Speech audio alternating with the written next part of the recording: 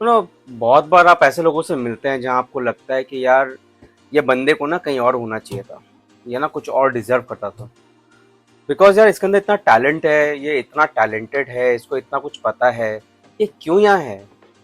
ये क्यों इतने सैलरी में काम कर रहा है? ये क्यों नहीं कंपनी चेंज कर रहा है? इसे तो कुछ भी मिल सकता है, ये तो कोई भी अपॉर्चुनिटी के लिए आराम से जा सकता है। बिकॉज वो कंफर्ट जोन में फंसा हुआ है।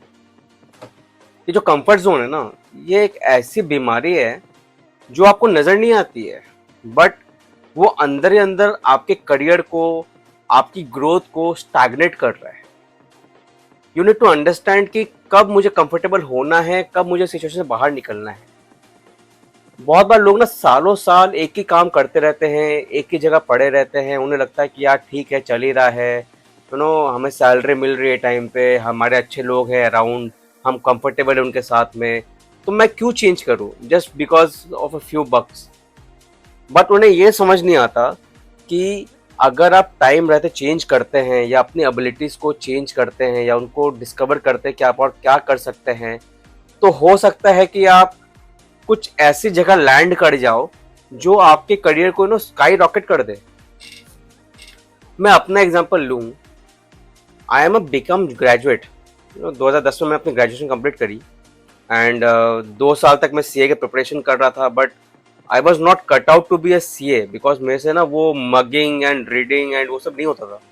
आई वॉज अ प्रैक्टिकल पर्सन। अब मुझे प्रैक्टिकल चीजें करवाओ, मैं कर लूंगा। I was very good at accounts, but I was not good at ratifying all this theorems and all this things. तो क्या होता था कि 2 साल मैंने काफी बार एग्जाम्स दिए, 10 नंबर्स के लिए, 15 नंबर्स के लिए मैं अटक जा रहा था, नहीं हो रहा था। I got frustrated and then I asked somebody कि बॉस मुझे जॉब करना है, you get me to a company, let me do something for myself. तब तक घर से पैसे भी आने बंद हो गए थे। I had to survive in Kolkata. I mean उस टाइम पे तो you could survive in Kolkata in 5,000 rupees also, but वो पैसे भी तो आपके पास होने चाहिए ना। So I joined this company where I was getting paid at 7,000 rupees a month. That's it, in hand salary. And I was doing some kind of a data entry kind of a job. फिर वहां से ना मैंने काफी कुछ सीखना शुरू किया because it was a big retail firm. I mean they had consumer durable, consumer electronics के बड़े बड़े स्टोर्स थे उनके, and they were the biggest electronic store chain in east India. तो मैंने सोचा क्यों नहीं ऐसा करूं कि मैं तो डेटा एंट्री तो कर ही रहा हूँ, I am good at it, तो मैं साथ में ना कुछ कुछ और भी एक्सप्लोर करता हूँ। तो मैं क्या करता था ना कि जितने भी मैनेजर्स थे, डिफरेंट डिपार्टमेंट के हेड्स थे, मैं उनके पास जाने लगा, मैं बोलने लगा कि भैया कुछ और काम होगा तो मुझे बताइएगा, I want to learn new things. तो वो कहते कि पहले 3 4 तो कहते कि यार तू अकाउंट्स का बंदा है, तू सेल्स में क्या ही करेगा, तू इंसेंटिव में क्या ही करेगा, तुझे कमीशन क्या ही समझ में आएगा। बट मैं बोलता था कि भैया मैं सीखूंगा ना, आप मैं जो काम कर रहा हूँ काम मैं करूंगा, मैं उसको नहीं रोकूंगा, बट मैं एक्स्ट्रा आवर्स डाल के मैं सीखूंगा कुछ और। आप मुझे सिखाओ, क्या होगा, मुझे एक्स्ट्रा आवर्स देने पड़ेंगे ना, मैं थोड़ा सा बक करूंगा आपको, खाली आपके साथ बैठा के रखना, और आप जो काम करते हो मैं सीखूंगा। In couple of years I was handling the entire commissions for them, and people from retail industries, they know that commission is a big part, the incentive structure setting and paying off those incentives is a big part of retail chain। तो मैंने वो करना सीखा। Then I learn how to deal with the distributors, retailers, dealers, जो भी जिससे आप माल खरीद रहे हो, जिसको आप माल बेच रहे हो, how to negotiate with them, how to fix the pricing of the products, combos कैसे बनाए। Then I ventured into marketing, कि मार्केटिंग में आप क्या कर रहे हो, कैसे ऑफर्स डिजाइन कर रहे हो, कैसे आप पब्लिकेशन से बात कर रहे हो, कैसे आप वो कैलेंडर सेट कर रही हो ईयरली कि कैसे आपको सेल्स करना है, कब आपको एडवर्टीजमेंट निकालनी है, कैसे एडवर्टीजमेंट करनी है। I learn all this things. तो उससे क्या हुआ ना कि I grew rapidly in that organization. मतलब from 7,000 within a 3 year span I got to 25-27,000 rupees a month. तो आप समझ रहे हो ना, it was 3 fold salary in 3 years just because I was putting extra effort in it. And the management was really happy कि मैं समझ रहा हूँ चीजों को, and they were also giving me a open field to play as per my capabilities. I started interacting with the MD and the CEO of the company directly। तो मैं उस लेवल तक पहुंच चुका था वहां पे। फिर मुझे लगा कि यार अब इस कंपनी में ना मेरे साथ कुछ हो नहीं रहा है, मैं कुछ और सीख नहीं पा रहा हूँ, और मैं यही काम डे इन डे आउट करता रह जाऊंगा अगर मैं यहाँ रहता हूँ तो मुझे ना ऑपरेशन से मूव करना चाहिए। तो रिटेल में ऑपरेशन बहुत बड़ा चीज होता है। तो फिर मैं अप्लाई करना शुरू करा मैंने, ठीक है। तो एक कंपनी थी जो डिवाइस के लिए हायर कर रही थी लोगों को ऑपरेशंस मैनेजर के हिसाब से, and they were paying the same salary that I was getting. तो मैंने बोला क्या होगा यार, एक एक साल में सेम सैलरी में काम करूंगा ना, बट नया काम सीख जाऊंगा तो मेरा रेज्यूमे थोड़ा बेटर हो जाएगा। तो मैं इंटरव्यू देने गया उस कंपनी में। तो उस कंपनी ने इंटरव्यू लिया, सब कुछ हुआ। फिर उन्होंने कहा कि यार हम ना एप्पल के स्टोर्स खोल रहे हैं, तो एक काम कर, तो एप्पल के स्टोर के लिए हमारे को ज्वाइन कर ले, बिकॉज तेरे को इलेक्ट्रॉनिक्स का अच्छा आइडिया है। तो मैं बोला ठीक है यार, मैं कर लेता हूँ। तो दे सेड कि ठीक है, ये पैकेज रहेगा, हम जब स्टार्ट कर रहे हैं तो हम तुम्हें थोड़े सैलरी कम देंगे, एंड उसके बाद में 6 मंथ के बाद सैलरी बढ़ा देंगे। तो सैलरी मेरे दिमाग में उस टाइम पे थी नहीं, मेरा उस टाइम पे अब ऑब्जेक्टिव जस्ट 26-27, मेरे को उस टाइम ऑब्जेक्टिव था कि मैं कुछ नया सीख लूँ पहले, उसके बाद तो कोई भी कंपनी मुझे ले लेगी ना यार, चलेगा मेरे को। तो फिर मैंने ना शुरू किया उनके साथ काम करना। और जब मैंने शुरू किया था ना, उनके एक भी स्टोर नहीं थे एप्पल के, सिर्फ कॉन्सेप्ट था कि हम क्या शुरू करने वाले हैं, हम कहाँ शुरू करने वाले हैं, मतलब लोकेशंस वगैरह सब कुछ फिक्स थे। तो जब मैंने ज्वाइन किया तो we were 3 people team, I mean the MD of the company, the business and me. तो हमने क्या किया ना, वी स्टार्टेड वर्किंग, स्टोर को सेटअप करना, ऑपरेशंस वाला पार्ट, एसओपीज बनाने, लोगों को हायर करना, सैलरी स्ट्रक्चर डिसाइड करना, एचआर हायर करा, उनको बैठाया, लोगों को ट्रेन किया, स्टोर्स के लिए मर्चेंडाइजिंग फाइनलाइज करी, कैटेगरी फाइनलाइज करी। फिर मैंने सीखा वेंडर मैनेज कैसे करते हैं, कैसे सामान खरीदते हैं, कैसे वेंडर्स को अप्रोच करते हैं, और प्राइसिंग स्ट्रेटेजी क्या होनी चाहिए, स्टोर लॉन्च कैसे होता है। एप्पल जैसा बड़ा ब्रांड को लॉन्च करना इतना ईजी नहीं होता ना, उनके काफ़ी एसओपीज होते हैं जो आपको फॉलो करने पड़ते हैं। तो वो सब मेरे को काफ़ी कुछ सीखने को मिला पहले साल। तो फर्स्ट ईयर हमने 3 स्टोर्स खोले। फिर 2017 की बात है, 2017-18 हम 3 स्टोर के साथ में थे, हमने काफ़ी ग्रो करा है उन स्टोर्स को। उसके बाद ना हमने 3 स्टोर और खोले, तो 6 एप्पल के स्टोर्स हो गए, बड़े वाले स्टोर जो इंडिया के सबसे बड़े फॉर्मेट्स थे। तो उसके बाद में ना मैंने कैटेगरी हैंडलिंग करना पूरा सीख लिया था कि आप मर्चेंडाइजिंग कैसे खरीदते हो, कैसे प्रोक्योर करते हो, कॉन्ट्रैक्ट साइनिंग कैसे होता है, परचेजिंग कैसे होता है, कस्टमर्स के साथ में डील कैसे करते हैं, वेंडर्स के साथ में डील कैसे करते हैं, नेगोशिएट कैसे करते हैं, वो मैंने सब सीख लिया था। तो मैंने ना, जो मैं इसके पहले कंपनी में कर रहा था, मैं उससे कम्प्लीटली डिफरेंट काम यहाँ सीख गया था मैं।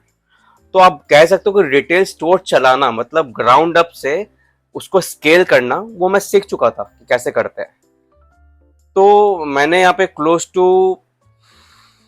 4.5 years काम करा, एंड अच्छे खासे सैलरी तक पहुंच गया था मैं। I mean I was earning around 65K in hand by the time I left this company.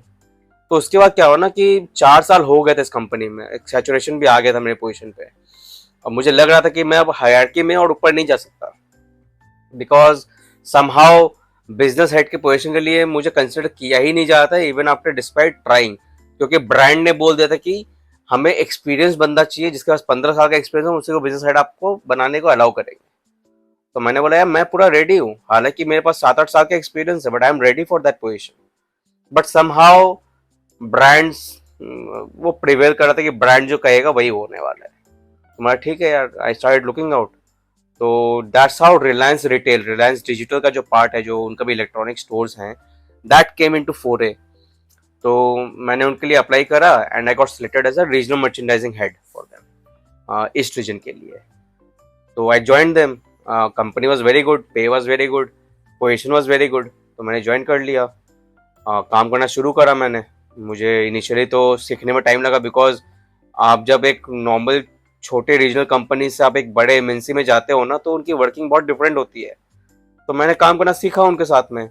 तो काम करते करते करते करते कुछ ना, मेरे बॉस को ना मेरे से इनिशियली कुछ प्रॉब्लम हो गई। आई मीन कुछ तो मैंने कहा होगा उनको, या कुछ ऐसा इंडिकेशन उनको मिला होगा कि उन्होंने मेरे बारे में ना एक प्री कंसेप्ट नोशन बना लिया कि यार बंदा ऐसा ही है, ये किसी की बात नहीं मानना चाहता, ये थोड़ा सा रिजिड है, थोड़ा सा प्रॉब्लमेटिक है। तो मैंने उनके साथ में बनाने की बहुत कोशिश करी, बट कहीं ना मतलब मुझे लगता था कि इनके साथ लॉन्ग टर्म में काम नहीं कर पाऊंगा। तो क्या हुआ कि मुझे एब्रेप्लो कंपनी छोड़नी पड़ी, मैंने रिजाइन कर दी कि छोड़ो यार, मैं दूसरी कंपनी ढूंढ लूंगा। बिना जॉब के मैंने रिजाइन कर दिया, और मैंने सबसे बड़ी गलती यही करी। मैं तो यही बोलूंगा लोगों को कि भाई साहब, आप जब कंपनी छोड़ते हो ना, बिना ऑफर ले तो कंपनी छोड़ो मत आप। At least have one offer with you, उसके बाद भले आप रिजाइन कर दो, क्योंकि अगर आपके पास में सिक्योरिटी नहीं रहे ना तब तो बहुत प्रॉब्लम है आपको। तो मैंने कंपनी छोड़ दी। फिर क्या हुआ कि मैं जॉब ढूंढ रहा था, 2-3 महीने हो गए, मैंने जुलाई 2022 में कंपनी छोड़ी थी। एंड मतलब कंपनी छोड़ना मतलब पेपर डाउन नहीं, रिलीज हो गया था मैं अपने कंपनी से। और उसके बाद में ना 2 महीने तक मैं बॉस लॉक करता रहा, काफ़ी लोगों से मिला, बातें की, काफ़ी ब्रांड से बातें की, बट ना कुछ कल्मिनेट नहीं हो पा रहा था, मतलब कोई भी जॉब मुझे मिल नहीं पा रहा था। तब ना आपके अंदर एक सेल्फ डाउट आ जाता है कि यार क्या होगा अब, मतलब मैं शायद मेरे पास एमबीए नहीं है, या मैंने डिस्टेंस एमबीए तब तक कर लिया था। बट प्रॉब्लम ये था ना कि डिस्टेंस एमबीए लोग ना मानना नहीं चाहते इंडिया में। पता नहीं इंडिया में ना ये प्रॉब्लम है कि अगर आप स्कूल में क्लासरूम में बैठ के पढ़ते हो ना तभी आपकी पढ़ाई के मायने हैं, वरना अगर आप डिस्टेंस से वो सेम पढ़ाई करोगे और सेम सर्टिफिकेट आपको मिल भी जाएगा ना डिग्री का, तो भी लोग उसको वैल्यू नहीं करते। पता नहीं क्या माइंडसेट है इंडिया में। मतलब मैंने वो सेम चीजें पढ़ी है, मैंने सेम पेपर्स लिखे हैं, मैंने सेम एग्जाम्स दिए हैं, बट ना कहीं लोगों को लगता है कि यार पार्ट टाइम में लोग सीरियस नहीं होते। आई डोंट नो, फिर इतने सारे कोर्सेज चलते हैं कि पार्ट टाइम में, आई डोंट नो। और वैसे भी जिस टाइम मैंने एमबीए किया था उस टाइम कोविड चल रहा था, तो ऐसे भी सब कुछ पार्ट टाइम ही हो रहा था। तो एनीवेज काफी ट्राई करने के बाद में भी I got a few referrals. एक कंपनी थी पुणे की, I will not take the name of that company, but मुझे उसमें ऑलरेडी हो चुका था and I was suppose to move to Pune in 15 days time. And I had a very young family, मतलब मेरी 2 साल की बेटी थी। एंड उसको छोड़ के जाना थोड़ा मुझे डिफिकल्ट लग रहा था, मुझे नहीं लग रहा था मैं कैसे मैनेज करूंगा नहीं करूंगा। तो क्या हुआ कि उस टाइम पे ना मैंने इन्फोसिस में एक बंदे से बात करी हुई थी, तो उसने भी मेरा ना इंटरव्यू शेड्यूल करवा दिया इन्फोसिस में। It was for a retail domain consultant role, ठीक है। तो लोगों ने मेरा इंटरव्यू लिया। अब मैं सोच रहा था क्या इंटरव्यू लेंगे यार, आईटी कंपनी है, इसमें रिटेल में हार्डकोर रिटेल वाला बंदा हूँ, कैसे करूँगा नहीं करूँगा मुझे नहीं पता। तो मैंने काफ़ी, मेरे भी फैमिली में काफ़ी लोग हैं, मेरे brother in law sister in law लोग हैं जो आईटी कंपनी से काम करते हैं। तो मैंने उनसे पूछा कि यार कंसल्टेंट काम करते कैसे है, क्या काम होता है, मतलब क्या पढ़ूँ मैं, क्या जवाब दूँ उनको कि मुझे समझ में आ जाए। तो उन्होंने मुझे कुछ कुछ बताया, जैसे अजाइल है, स्क्रम मास्टर है, वाटरफॉल मेथडोलॉजीज है, कंसल्टिंग में डोमेन में क्या करते हो, कैसे आप कस्टमर को हेल्प करते हो, क्या टेक्नोलॉजी पे आपको फोकस करना चाहिए नहीं। तो ये सारी बातें मैं समझ ली उनसे। समझ के ना मैंने बोला यार काम करता हूँ ना, इंटरव्यू दे तो देता हूँ, देखता हूँ ना क्या होता है। क्योंकि जो इंटरव्यू मेरा ले रहा है, अगर उसने फर्स्ट राउंड मुझे क्लियर किया तो उसको कुछ तो लगा होगा ना कि हाँ इस बंदे के अंदर में कुछ तो आइडिया है इसको करने का। तो मैंने इंटरव्यू दे दी। सेकेंड राउंड में भी ना उन्होंने मुझे ऑप्शन दिया कि यार तुम ना एक काम करो, बीपीएम ज्वाइन कर लो, जो बिजनेस वॉइस प्रोसेसिंग समथिंग होता है, मुझे नहीं पता क्या होता है बीपीएम। तो उसने बोला वो ज्वाइन कर लो, उसमें ना आप कस्टमर के एंड से ना उनका वही काम कर पाओगे। तो मैंने बोला नहीं यार, मैंने इंटरव्यू दिया है अगर कंसल्टेंट के लिए तो मैं कंसल्टेंट का ही जॉब करूंगा। I don't want to do something कि जो कि बहुत जेनरिक होगा। क्या होगा यार, मतलब 1-1.5 साल मुझे अच्छा रेटिंग नहीं मिलेगा, अच्छा हाइक नहीं मिलेगा, but I survive, I try to survive. मैंने बोला नहीं, I am okay with this role, आप प्रोसेस करवा दीजिए। अब प्रॉब्लम ये था कि 1 वीक हो गए थे और 1 वीक के बाद मुझे पुणे जाना था। अगर मुझे इन्फोसिस नहीं मिलता तो मुझे पुणे वाली कंपनी ज्वाइन करना ही पड़ता, ठीक है, बिकॉज उन्होंने एयर टिकट्स 14 डेज का अकोमोडेशन सब कुछ बुक कर रखा था मेरे लिए। तो मैंने बोला ठीक है यार करते हैं। तो मैंने ना इन्फोसिस के एचआर को बक करना शुरू किया। मैंने बोला भाई देख, मैं 7 डेज के अंदर ज्वाइन कर लूंगा, तुम ऑफर लेटर निकाल के दो मुझे। उसने बोला 10 डेज तो मिनिमम लगेंगे ऑफर लेटर निकालने में। मैंने बोला मेरे हाथ में ऑफर है, अगर 4 दिन में ऑफर नहीं निकलेगा तो मुझे कंपनी ज्वाइन करनी पड़ेगी, मैं इन्फोसिस भरोसे बैठ नहीं सकता। तो उसने बोला ठीक है यार मैं ट्राई करता हूँ। बंदे ने बहुत मेहनत करी, उसने छठे दिन मुझे ऑफर दिलवा दिया। Now imagine 7 day I have to board a flight to Pune and a day before I am getting at night 8 या 8:30 बजे होंगे, I got a offer letter from Infosys और मेरे को उसको अप्रूव करना था। मैंने एक्सेप्ट करा और मैंने इन्फोसिस ज्वाइन कर लिया। अब इन्फोसिस ज्वाइन तो कर लिया, अब उसके बाद क्या हुआ ये मैं आपको अगले वीडियो में बताऊंगा।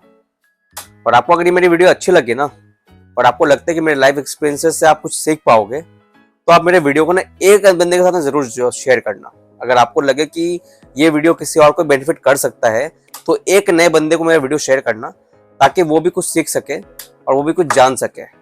और मैं अपनी अगले वीडियो में ये बताऊंगा कि मेरे इन्फोसिस जर्नी कैसा रहा, मैंने 2 साल क्या किया, मैंने कैसे सर्वाइव किया, प्रोजेक्ट मुझे कैसे मिले, और मैंने कैसे अपने आप को उस टॉप रेटिंग तक पहुंचाया 2 साल के अंदर में, जो कि लोगों को 5 साल 6 साल लग जाते हैं वहाँ पहुँचने में।